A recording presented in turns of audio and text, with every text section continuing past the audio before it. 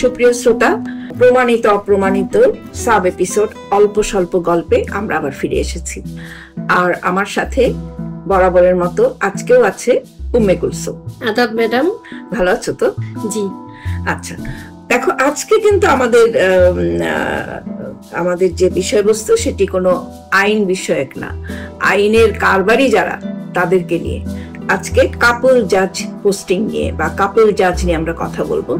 কেন কাপল জাজ নিয়ে কথা বলবো সেটা একটু বলি তোমাদেরকে, এবং সাধারণ দর্শক যারা আছেন, সাধারণ শ্রোতা আছেন, তাদেরও জানা ভালো যে আমাদের জুডিশিয়াল সার্ভিসে বর্তমানে বোধহয় প্রায় 650 জন হবে না, তারও বেশি কাছাকাছি 650 জন বা তার কাছাকাছি মহিলা জজ আছে, তাই না?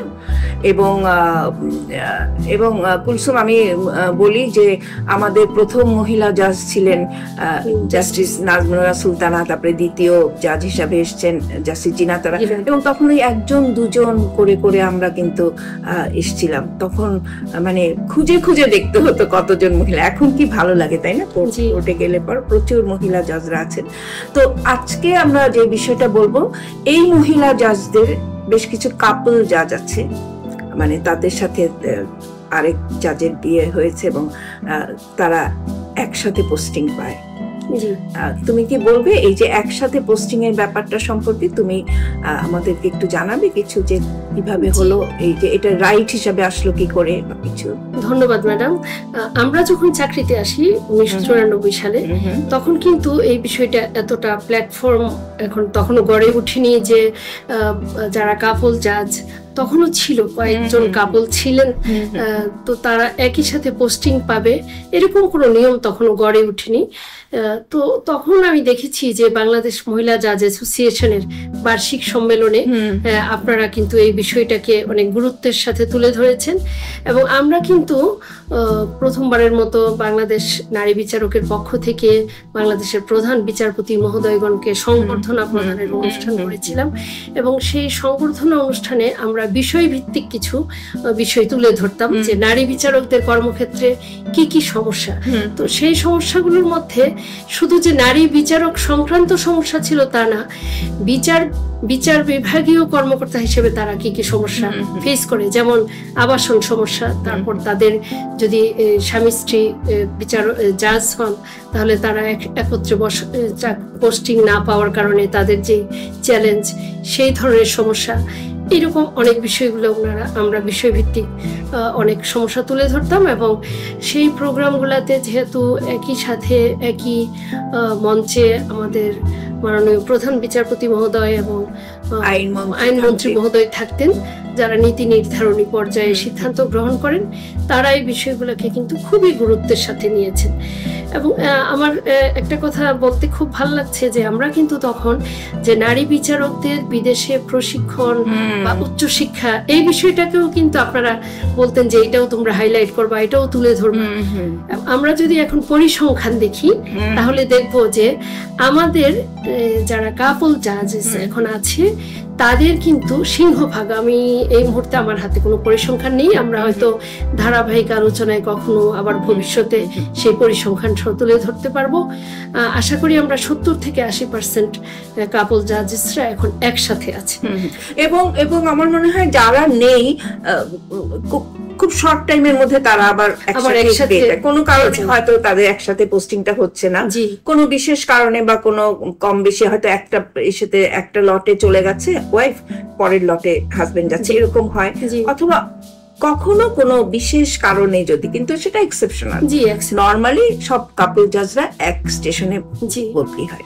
যেমন আমি একটা উদাহরণ দিতে পারি ম্যাডাম, যেমন আমি একজন নারী বিচারক যিনি জেলা জজ, ওনার স্বামীও একজন জেলা জজ, তো ওনার স্বামী একজন ফুল ফ্লেজেড জেলা জজ হিসেবে একটি জেলায় কর্মরত আছে। তো আমার একটা প্রশ্ন ছিল যে সে ভিন্নতর জেলায় কেন?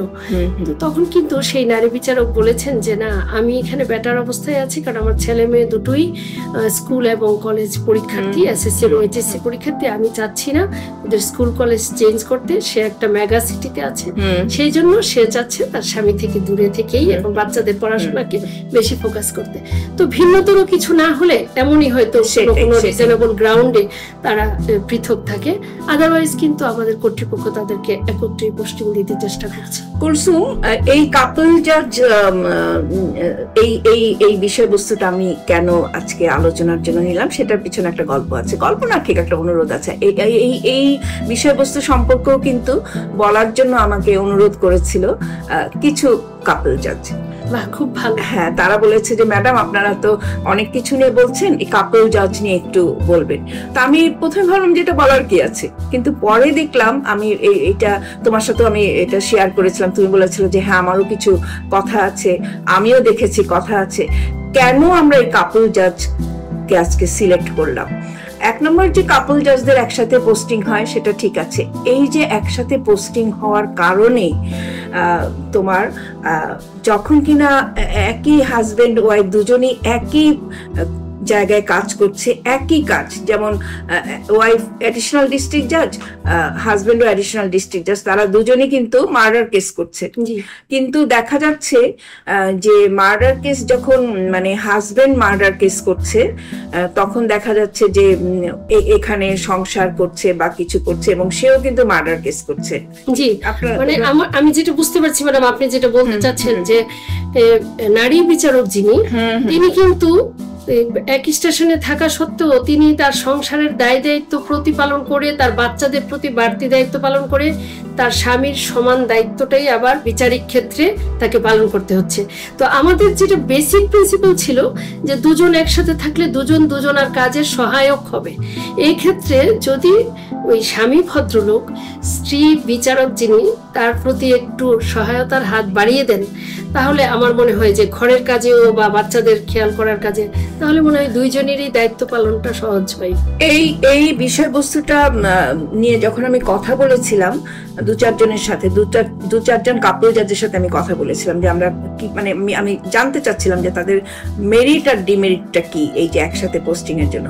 তখন দুটো দিক এসছে। একটা হলো যে হাজবেন্ড বুঝতে শিখেছে যে আজকে আমি কোর্টে গিয়ে যে কাজটা করব আমার ওয়াইফও ঠিক সেই কাজটাই করছে, এবং এই যে সহমর্মিতা তারা বুঝতে পারছে, তখন সে ওয়াইফকে ঠিকই তার মতো তার সংসারেও সহায়তা করছে, কাজ করছে। বা বাচ্চার জ্বর এসছে, বলছে তুমি যাও, আমি বাচ্চাটাকে দেখছি, বা তুমি আজকে একটু সহজ কোনো শুনানি করো, আমি আজকে কঠিন শুনানি করছি। এদের যে আন্ডারস্ট্যান্ডিংটা তাদের খুব ভালো একটা আন্ডারস্ট্যান্ডিং এর মধ্যে দিয়ে যাচ্ছে।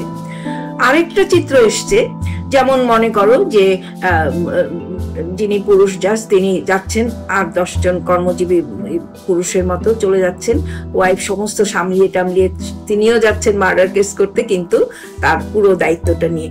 এই যে মানে তারপরে আরেকটা জিনিস তুমি বলেছিলে, বা তুমি বলেছিলে বা আরেকজন হয়তো বলেছিল, আমি ঠিক খেয়াল করতে পারছি না, কিছু কিছু জায়গায় যেমন মিটিং থাকে, তাই না, অফিস আওয়ারের পরে কিন্তু মিটিং থাকে। সেসব মিটিং এ তোমার কাপল জাজের যে মহিলা জাজ, তারা নিজের থেকে যায় না যে হাজবেন্ডই তো গেছে তাহলেই হবে। কোনো সময় হাজবেন্ডই চায় না তুমি তোমার স্বামী বাচ্চাদেরকে সামলাও, সংসার দেখো, আমি মিটিং এ যাচ্ছি। এরকম কিন্তু হয়, আমি যেগুলো মানে জানতে পেরেছিলাম এইগুলো। তো এই যে মানে এই যে কাপল জাজের পোস্টিং এর কারণে অনেক সুবিধা হচ্ছে, কিন্তু আবার তুমি দেখবে যে মানে তোমাকে চোখে আঙুল দিয়ে ডিফারেন্সটা বুঝিয়ে দেওয়া হচ্ছে যে দেখো, খুব দৃষ্টিগোচর হচ্ছে আর কি ডিফারেন্সটা। সেটা তুমি কি বলতে চাও? না, এই ক্ষেত্রে আমার মনে হয় এটা ম্যান টু ম্যান ভেরি করে। এটা ব্যক্তিগত ভাবে আমি কোনো বিশেষ বিচারকের কথা বলবো না যে সবাই খারাপ, সেটা বলতে চাচ্ছি না, সবাই ভালো, মানে এটা মানুষের, এটা হচ্ছে তাদের মধ্যে একটা আন্ডারস্ট্যান্ডিং। এটা ওরা দুজন যদি বিচারক না হয়ে অন্য প্রফেশনেরও হতো, তাহলেও কিন্তু তাদের পেশাগত যে শ্রদ্ধাবোধ, যে আমার স্ত্রীর যে পেশাগত দায়িত্ব পালন করবে তার প্রতি আমার একটা সম্মান বা শ্রদ্ধা থাকতে হবে, এবং তার কাজে আমি কিভাবে একটু সহজ করতে পারি আমি সহযোগিতা করার মাধ্যমে, সেই শ্রদ্ধাবোধটা যদি থাকে তাহলে কিন্তু এটা সহজ হয়ে যায়। যে উদ্দেশ্যে তাদেরকে একত্রে পদায়ন করা হয়েছে তার বেসিক উদ্দেশ্যটা কিন্তু এটাই ছিল, যেন তারা ওই সপ্তাহান্তে একে অপরের কাছে ছুটাছুটি করতে না হয়, তাদের জন্য কর্মঘণ্টা নষ্ট না হয়। তো তারা যদি একসাথে থাকার পরে নারী বিচারক সেই সহযোগিতাটা তার স্বামীর কাছ থেকে না পায়, বা কোনো হতে পারে যে যিনি পুরুষ বিচারক আছে তার স্ত্রীও যদি তার প্রতি কোনো উদাসীনতা দেখায়, তাহলে দুজনেরই এখানে আমার মনে হয় উচিত হবে যে তারা পরস্পরের কাজের প্রতি সহমর্মিতা বা শ্রদ্ধাবোধ বাড়িয়ে তাদের দায়িত্বটা সহজ করে। এখানে বোধহয় আমরা এই ধারণাটা নিতে পারি যে দেখো আমাদের এই কাপল জাজ মানে আসলে জর্জিওতে মেয়েরাই এসছে অনেক পরে, তাই না? 75 সালের আগে কিন্তু মেয়েরা আসতে পারেনি, এমবার্গো ছিল, এবং 75 সালে যখন এমবার্গো উঠে গেল তখন আসতে শুরু করলো, তারপরে ধীরে ধীরে এখন অনেকটা বেশি। কিন্তু ডাক্তারিতে কিন্তু তোমার পুরুষ ডাক্তার, মহিলা ডাক্তার প্রচুর অনেক আগের থেকে এসছে, এবং তাদের মধ্যে কিন্তু কাপল ডাক্তার অনেক বেশি, এবং তারা কিন্তু মানে একই প্রফেশনে থাকলে আমার যেটা মনে হয় তারা বুঝতে পারে যে আসলে তার ওয়াইফ যে কাজটা করছে সেটা তো সে বুঝতে পারে যে হ্যাঁ আমিও তো এই কাজটাই করছি, তারা কিন্তু একটা ধারণা নিয়ে তারা পথ চলে। তো সেই ক্ষেত্রে কিন্তু অনেকটা নতুন আমাদের জন্য এই কাপল জাজের ব্যাপারটা, যে মানে একজন আরেকজনের সহমর্মিতা এই করাটা।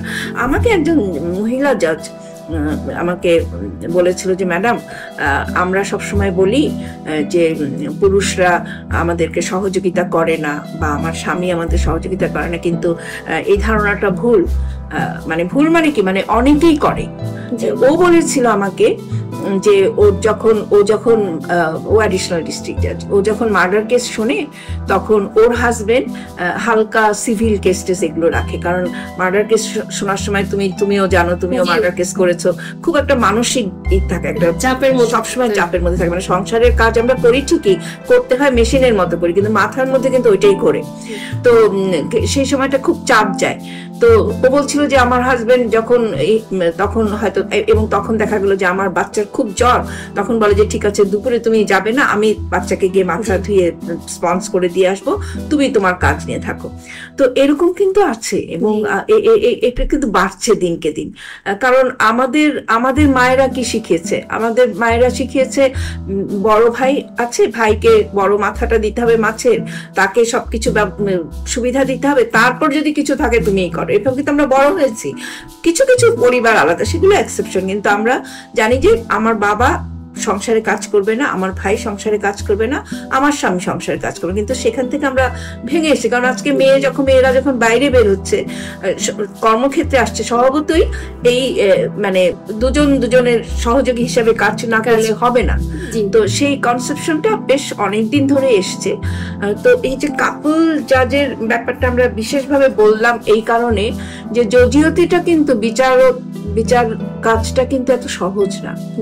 এখানে তোমার কর্মঘণ্টা যেমন দিতে হয়, সেখানে কিন্তু তোমার 10টা 5টা যে সময়টা, কিন্তু 24টা ঘন্টায় কিন্তু মাথার মধ্যে সেই বিচারিক চিন্তা ভাবনাটাই ঘুরে। আর তারপরে তুমি যদি মনে করো যে একটা কঠিন জাজমেন্ট তোমাকে দিতে হবে, রাতের পর রাত কিন্তু আমাদের মানে সময় চলে যায়।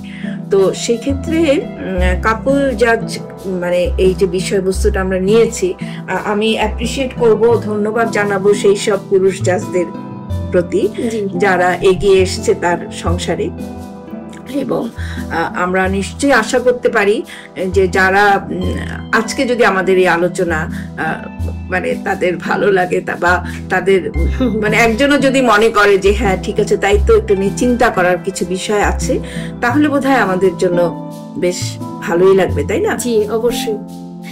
আমার মনে হয় যে আমাদের কিন্তু ম্যাক্সিমাম সহকর্মীরাই খুব পজিটিভ অ্যাটিটিউড সম্পন্ন, এবং তারা একত্রে থাকার কারণে তাদের উভয়ের যে পেশাগত সমৃদ্ধি এটা হচ্ছে দিন দিন। আমি তো অনেকের সাথেই ফেসবুকেও অ্যাড আছি, এবং তাদের আসলে সোশ্যাল মিডিয়ায় তাদের উপস্থিতি এবং তাদের চিন্তা ভাবনা দেখেও আমার ভালো লাগে। এবং আমার পুরাতন স্টেশনেও আমি এরকম কাপল দেখেছি যারা আসলে দুজনের জন্য খুব সহায়ক ভূমিকা পালন করেছে। তো আশা করি আজকে যে উদ্দেশ্যে আপনি বিষয়বস্তুটাকে সামনে এনেছেন এবং আলোচনায় যে বিষয়গুলোকে অগ্রাধিকার দিয়েছেন, এগুলো মনে হয় তারা বুঝতে পারবে এবং তারা নিশ্চয়ই নারী বিচারক পুরুষদের সহযোগী হয়ে এবং পুরুষ বিচারক নারীদের সহযোগী হয়ে তাদের নিজ নিজ কর্মক্ষেত্রে আরো ভালো ভূমিকা রাখতে পারবে। দেখো কুলসুম, আমাদের আজকের যে আলোচনাটা আমার কেন জানি মনে হচ্ছে যে আমাদের যারা পুরুষ জাজ আছেন তারা কি ভাবছেন যে আমরা তাদের প্রতি ঠিক সুবিচার করলাম না। আসলে কিন্তু তা না। দেখো, তুমি দেখবে কিছু কিছু অবস্থায় কিন্তু এমন না যে মানে পুরুষ জাজরাই একটু সংসার থেকে একটু উদাসীন থাকে, মহিলাদেরও কিন্তু আমি দেখেছি, তাই না? তুমি তো কেউ কেউ আছে এরকম আছে যে মানে ঠিক আছে আর কি, কিন্তু সেখানে মানে পুরুষ জাজ বা পুরুষ যে আছেন, স্বামী যে আছেন, তিনি সংসারের হাল ধরেছেন। এবং আমি আমার খুব কাছের কিছু লোকদেরকে দেখেছি, একেবারে তারা মানে একদম মানে আপনজনদেরকেও দেখেছি, তারা কিন্তু একদম মায়ের ভূমিকায় কাজ করছেন। তো কাজে এটা কিন্তু তুমি মানে জেনারেলাইজ করতে পারবে না যে হ্যাঁ তুমি এরকম তুমি এরকম, তা না। কিন্তু আমরা এটাই চাইবো যে যেহেতু মেয়েরা আজকে ঘরের বাইরে বের হচ্ছে, কাজে ঘরের বাইরে যেহেতু আমরা কাজ করছি, কাজে আমাদের ঘরের কাজটা যেটা, সেখানেও যেন আমার সহযোগী যে আমার স্বামী বা আমার বাবা বা আমার ভাই, তারাও সেটার মানে গুরুত্বটা বুঝুক এবং সহযোগিতা করুক। তো আমার মনে হয় কাপল জাজ নিয়ে আমরা আশাবাদী, এবং আমি আশা করি যে ওরা একজন আরেকজন কেরিয়ার গড়ার ক্ষেত্রে খুবই ইতিবাচক ভূমিকা রাখবে। আমার মনে হয় আজকে সময় নেই, আর সময় নেই। ঠিক আছে কুলসুম, এরপর আমরা আরো আলোচনা করব অন্য কোনো বিষয় নিয়ে। দেখা হবে আগামী বৃহস্পতিবার রাত 9টায়। আজ এ পর্যন্ত, ধন্যবাদ।